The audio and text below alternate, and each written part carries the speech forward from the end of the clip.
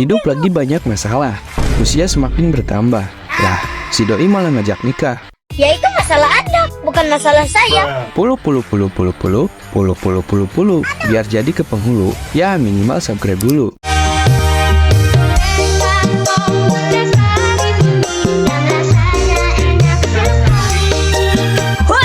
Oke, lanjut ke episode 2. Shin berpindah ke suatu taman bermain. Terlihat seorang pria gemuk yang sedang duduk dihampiri oleh seorang bocil. Ternyata pria ini bukan bapak dari anak itu, melainkan seorang yokai bernama Goki, yang merupakan jelmaan dari makhluk yang mirip Hellboy sebelumnya. Kemudian Goki menunjukkan kemampuan bola hitam yang sebelumnya dia dapatkan,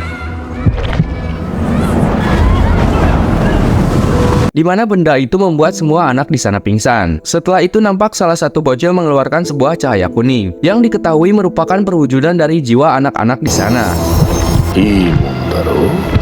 Berpindah pada Yusuke yang sedang berlatih menggunakan pistol roh. Namun dengan bimbingan Enma dan Botan, Yusuke nampak kesulitan, karena sejak tadi dia hanya mendapat bimbingan teori.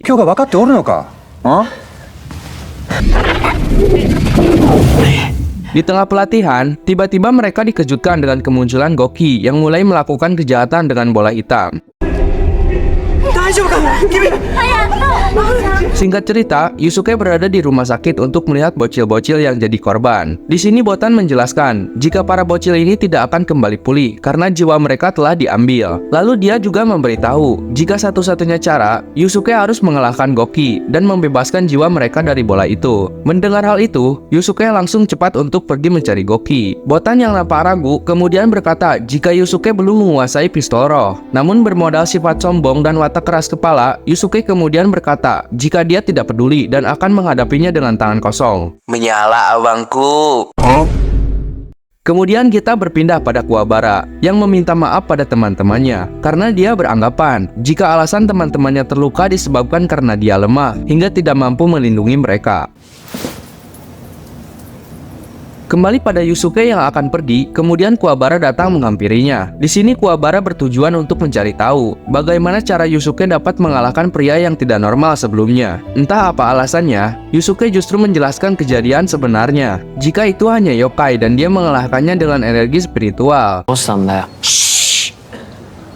Tentu saja Kuwabara yang mendengar penjelasan itu tidak percaya dan menganggap Yusuke gila. Begitu juga dengan si Botan yang melarang Yusuke untuk menjelaskan itu semua. Tanpa basa-basi langsung menarik Yusuke pergi. Namun secara mengejutkan, Kuwabara ternyata bisa melihat keberadaan si Botan. Bahkan teman-temannya yang berada di sana merasa heran karena mereka jelas-jelas melihat Yusuke sendirian. Kimono no nee-chan da yo. Urameshi hippatte. Ima no hanashi maji nanoka?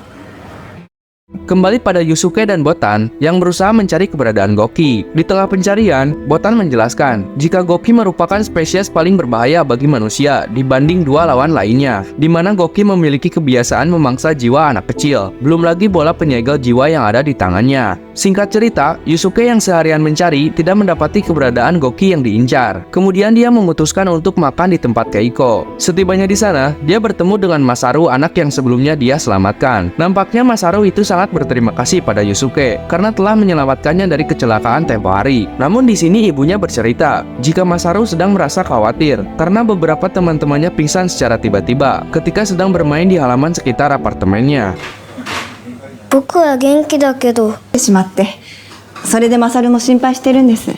Mendengar hal itu, Yusuke merasa mendapat petunjuk dan meminta lokasi apartemen itu. Setelah mendapat informasi, tanpa basa-basi Yusuke langsung bergegas pergi. Dan benar saja, setibanya di sana, dia mendapati Goki yang tengah bereaksi. Menyadari keberadaan Yusuke, Goki kemudian melarikan diri. Setelah terjadi adegan kejar-kejaran, Yusuke akhirnya terhenti di area pembuangan mobil bekas. Lalu secara tiba-tiba Goki akhirnya menampakkan diri dengan wujud Hellboy. Adegan perkelahian pun terjadi.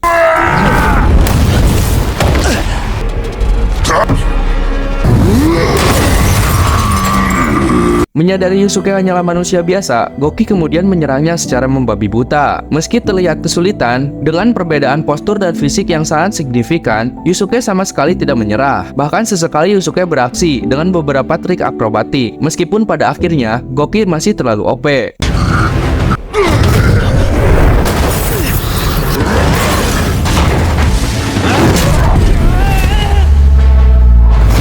Mengetahui jika pertarungan jarak dekat tidak menguntungkan, Yusuke kembali mencoba mengeluarkan pistol spiritualnya. Namun sayang, dia belum bisa melakukannya.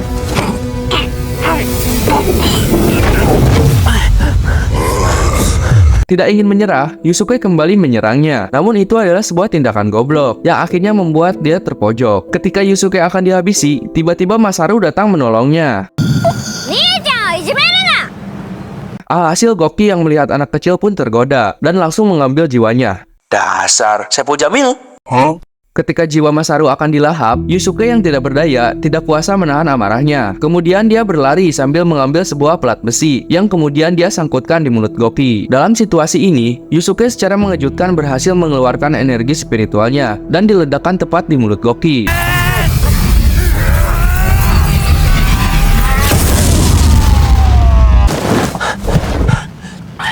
Setelah Goki tewas, secara otomatis jiwa anak-anak di bola itu pun terlepas dan kembali ke tubuh aslinya.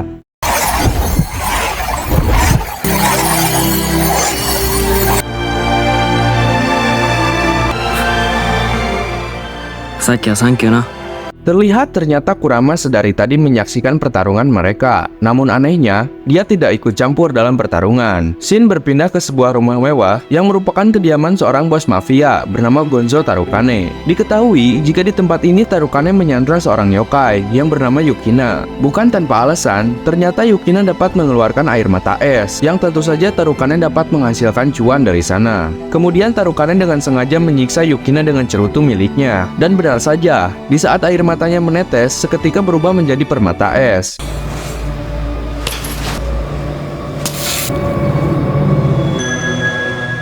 Di sini Tarukane sangat kegirangan dan terobsesi untuk menyiksa Yukina lebih kejam agar dapat menghasilkan banyak uang. Namun ketika Tarukane pergi, terlihat seorang ajudan menghampiri Yukina. Sepertinya dia merasa iba lalu mencoba mengobati lukanya. Setelah itu, dia berjanji akan segera membantu Yukina keluar dari tempat ini. Bukan tanpa alasan, dia kasihan dan tidak terima karena kebetulan memiliki adik perempuan yang sebaya dengan Yukina.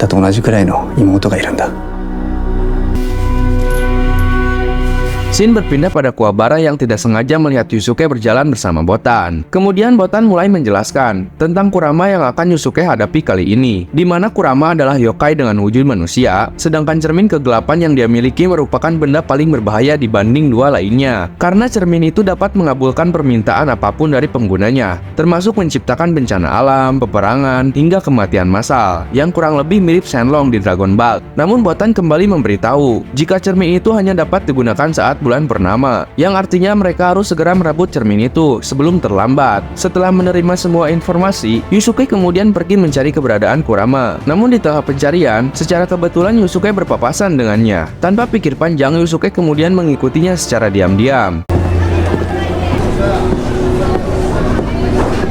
Di sini Enma mencurigai jika semua ini bukan merupakan kebetulan, melainkan undangan bahkan kemungkinan jebakan yang disiapkan Kurama. Beberapa saat kemudian, Kurama terhenti di sebuah toko bunga. Setelah itu dia pergi menuju rumah sakit. Singkat cerita, mereka berdua tiba di sebuah ruangan.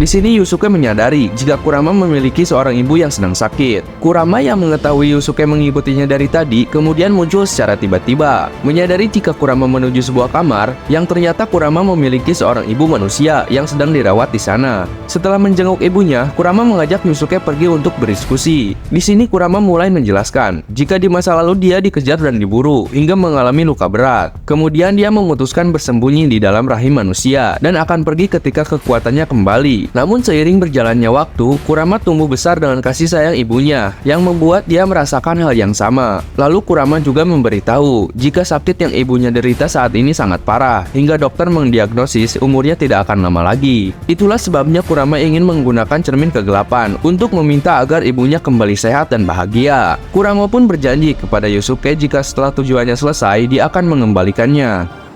母さんが病気で倒れるまではそんな事情があったなんですね。 Setelah mendengar cerita itu, Yusuke cukup tersentuh. Bahkan ketika sedang makan di tempat Keiko, dia terlihat masih kepikiran. Seakan semua persepsi negatifnya pada yokai terbantahkan. Namun setelah itu, Botan datang menemuinya. Seperti tergesa-gesa, dia bercerita jika Enma telah menyembunyikan sesuatu sebelumnya, di mana cermin itu akan mengorbankan jiwa penggunanya sebagai imbalan. Setelah Yusuke mendengar hal itu, seketika terlintas bayangan ketika dia melihat ibunya menderita di saat dia mati suri. Kemudian tanpa pikir panjang, Yusuke pergi untuk menghentikan tindakan Kurama.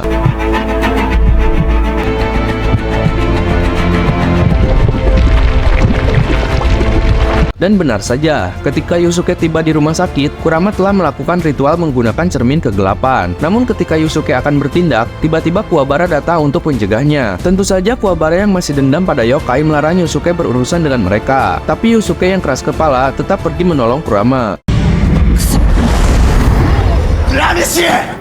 Melihat Yusuke yang memasuki dimensi cermin kegelapan, terjadi perdebatan di antara mereka. Yusuke lalu mencoba meyakinkan Kurama jika apa yang dia lakukan tidak benar, karena hanya akan membuat sisa hidup ibunya dalam penderitaan ketika tahu anaknya telah mati.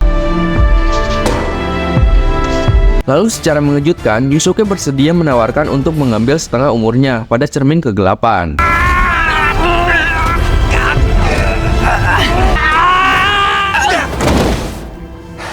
Setelah ritual selesai, Kurama nampak tidak percaya dengan apa yang dilakukan Yusuke demi dirinya. Lalu terlihat jika pengorbanan mereka telah berhasil membuat ibu Kurama kembali pulih. Di sini Kurama sangat berterima kasih dan berjanji akan membantu Yusuke sebagai balas budi. Setelah kejadian itu, nampak Kuwabara merasa bersalah dan berkata jika tindakan Yusuke sebelumnya sangat tepat. Kemudian dia meminta maaf. Yusuke yang acuh tak acuh bereaksi dengan meminta Kuwabara mentraktirnya karena ramen yang sebelumnya Yusuke pesan belum sempat dia makan. ラーメン食い損ねたんだよ。一杯おごれよ。わかったよ。 Sementara itu di tempat lain, Hiei yang kita ketahui memiliki pedang gaib telah menggunakan pedang itu untuk mendapat kekuatan mata ketiga. Kemudian kekuatan barunya itu dia gunakan untuk mendeteksi keberadaan air mata es Yukina. Nampak penglihatannya itu menuju ke suatu target yang merupakan mobil dari anak buah Tarukane yang ditugaskan untuk mengirim air mata es tersebut. Tanpa basa-basi, Hiei berlari mengejar mobil yang dia targetkan.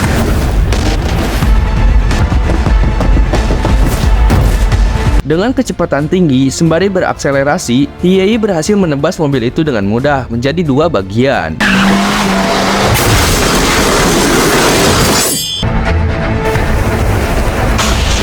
Lalu dia menghampiri mobil itu, dan benar saja, di dalam sebuah kotak, Hiei mendapati air mata es yang dia cari. Berpindah pada Tarukane yang nampak kesal mendengar kabar mobil yang membawa air mata es telah dibegal. Kemudian salah satu ajudannya memberitahu jika kemungkinan pelakunya adalah yokai. Tentu setelah mengetahui info tersebut, Tarukane merasa jika itu membuatnya dalam bahaya. Kemudian dia pergi untuk menelpon Sakyo, sembari mengancam untuk mengembalikan Yukina dan membatalkan perjanjian mereka karena tidak ingin mengambil resiko berurusan dengan yokai. Namun Sakyo justru menawarkan Tarukane untuk pergi ke tempatnya dan membawa Yukina dan berjanjikan keamanan di sana. Mendengar tawaran itu, Tarukane pun setuju dan memutuskan untuk pergi ke tempat Sakyo. Tentu bukan tanpa alasan, ternyata Sakyo memiliki 4 yokai kuat yang bekerja di bawah perintahnya. Terlihat seorang yokai berpostur besar bernama Toguro yang akan menjadi lawan Yusuke selanjutnya. Sementara itu, diketahui Yusuke saat ini tengah berada di kediaman Tarukane. Berdasarkan petunjuk dari Enma, kemungkinan besar ia akan menyerang tempat ini. Dan benar saja, beberapa saat kemudian, terdengar suara tembakan. Di mana itu berasal dari pertarungan antara Hiei dan anak buah Tarukane yang nampak ketakutan karena senjata api yang mereka miliki sama sekali tidak dapat mengenainya. Tanpa pikir panjang, Yusuke yang berniat merebut pusaka alam baka terakhir yaitu pedang goib mencoba menantangnya. Pertarungan pun terjadi.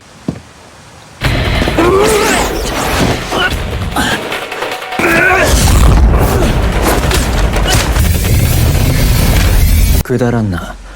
Memperlihatkan Yusuke yang sama sekali tak berkutik, bahkan pistol roh yang telah dikuasai tidak berguna di hadapan Hiei. Sebagai yokai spesialis kecepatan, Hiei secara mengejutkan dapat melumpuhkan Yusuke dengan mudah. Setelah itu Hiei menegaskan jika dirinya tidak memiliki banyak waktu untuk berurusan dengan pesuruh alam baka dan tidak ingin menghunuskan pedangnya untuk melukai manusia.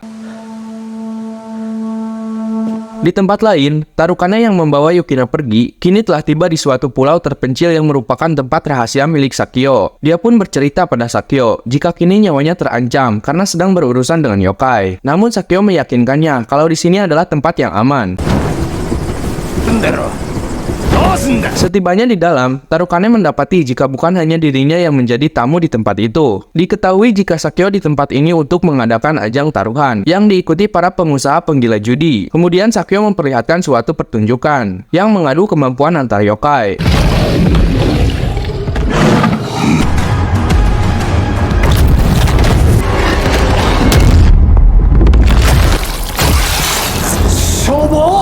Di mana Toguro dihadapkan dengan makhluk buas. Namun secara mengejutkan, makhluk itu berhasil dikalahkan dengan mudah, yang membuat Tarukane semakin yakin perihal keamanan nyawanya di tempat ini. Setelah itu, Sakyo menyarankan untuk terlebih dahulu memindahkan Yukina ke sel tahanan yang telah dia siapkan. Namun secara mengejutkan, Tarukane mendapati jika Yukina telah melarikan diri. Ternyata, itu merupakan ulah dari salah satu anak buahnya yang terlihat akan membawa Yukina pergi menggunakan sebuah heli. Namun secara mengejutkan, salah satu yokai bawahan Sakyo menghentikan aksi mereka. Yokai yang bernama Elder Toguro ini berhasil membunuhnya dengan mudah.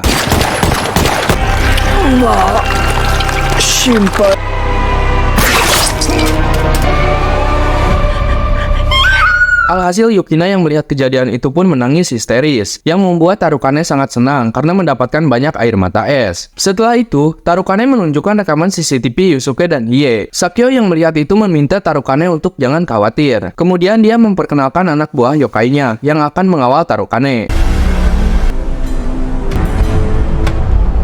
Scene berpindah pada Yusuke yang masih kepikiran setelah dikalahkan dengan mudah oleh Hie. Kemudian Botan memberitahu jika Enma telah menyiapkan seorang guru untuk membimbingnya. Pada awalnya, Yusuke menolak karena dia hanya kalah soal kecepatan dan tidak memerlukan guru. Namun beberapa saat kemudian, mereka dikejutkan dengan teriakan Kuwabara yang ternyata menguping pembicaraan mereka. Dia kemudian meminta untuk ikut berlatih. Singkat cerita, mereka bertiga pun tiba di puncak bukit, yang merupakan kediaman Genkai, seorang wanita parubaya yang akan menjadi guru mereka. Tanpa menunggu lama, mereka berdua langsung diberi pelatihan. Namun Yusuke dan Kuwabara diberikan metode latihan yang berbeda, di mana Kuwabara diminta untuk membelah sebuah batu menggunakan pedang kayu. Sedangkan Yusuke melakukan latihan keseimbangan dengan memusatkan energi spiritual di satu titik. Namun ketika Yusuke mengetahui jika dia harus bertahan dalam posisi itu selama 12 jam, seketika dia terjatuh, kemudian protes dan menganggap itu mustahil dilakukan. Genkai yang menyadari watak Yusuke sulit diatur, kemudian mempersilakannya untuk bertarung. Dan tentu saja, Yusuke yang memiliki gaya berkelahi gerasa kerusuk terlihat tak berkutik di hadapan Master Genkai.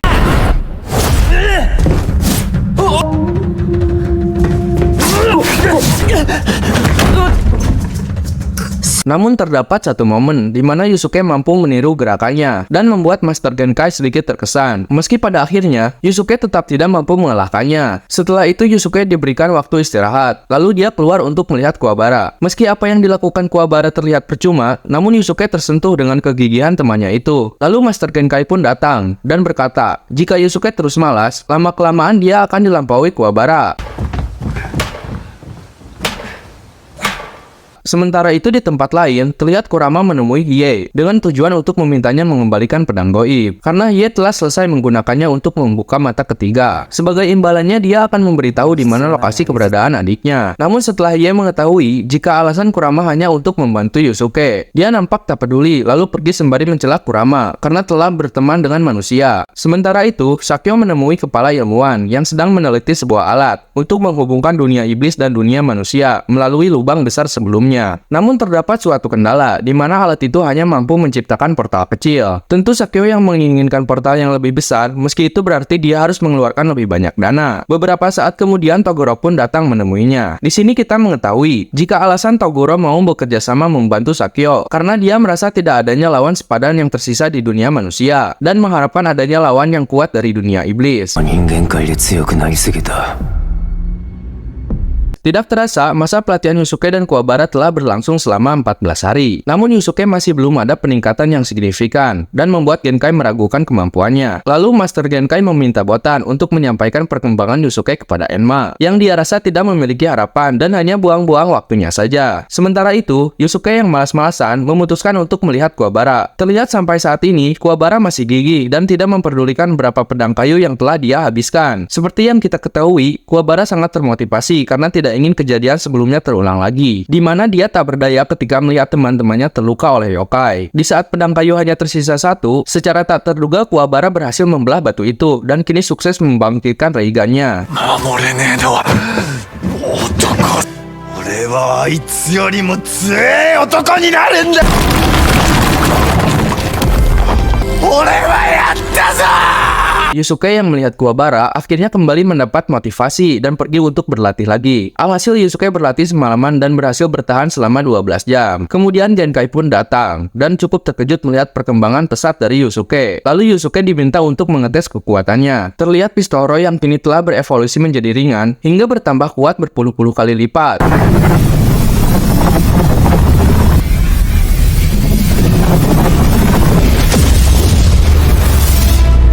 Namun tembakan energi yang dilepaskan memancing perhatian Toguro yang menyadari jika asal muasal energi dari kediaman Genkai. Tanpa pikir panjang, dia lalu pergi menuju ke lokasi. Sepertinya Master Genkai telah menyadari jika Toguro akan segera datang ke tempat itu. Tanpa pikir panjang, dia menemui Yusuke dan Kuwabara lalu berkata jika pelatihan mereka berdua telah selesai. Sebagai tanda kelulusan, Master Genkai memberikan bola energi spiritualnya yang telah dilatih selama ini dan meminta Yusuke memanfaatkannya untuk menolong orang lain.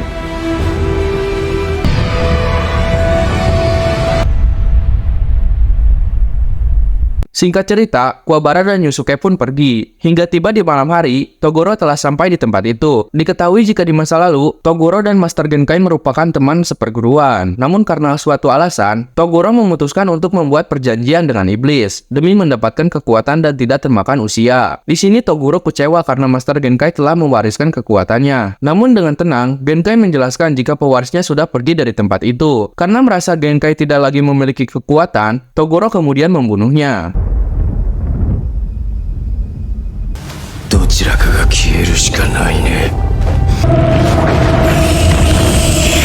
Sementara itu Yusuke yang sudah kembali menyempatkan diri untuk makan mie di kedai Keiko. Ketika Keiko pulang, dia pun mulai memarahi Yusuke dan menanyakan alasannya bolos selama 2 minggu. Kemudian Yusuke mengatakan jika dia berlatih bersama Kuwabara. Meski awalnya kesal, Keiko yang sedari kecil mengetahui jika Yusuke dan Kuwabara sering berkelahi, kini senang dengan pertemanan mereka. Namun ketika Yusuke akan pulang, tiba-tiba dia menyadari jika Keiko telah menghilang dan menemukan jika itu ulah dari Hiei.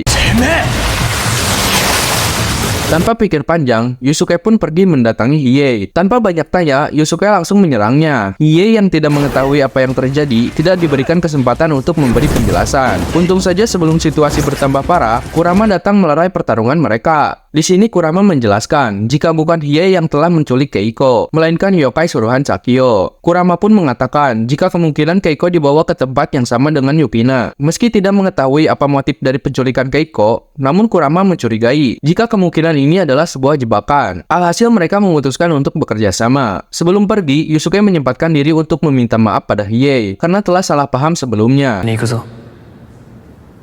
妹助けんだろ。 Lalu mereka bertiga pun pergi menuju Pulau Kubu Kukuri. Namun beberapa saat kemudian, Kuwabara yang sedari tadi membuntuti Yusuke meminta ikut bersama mereka untuk membantu menyelamatkan Keiko. あら俺も行くに決まってんだ。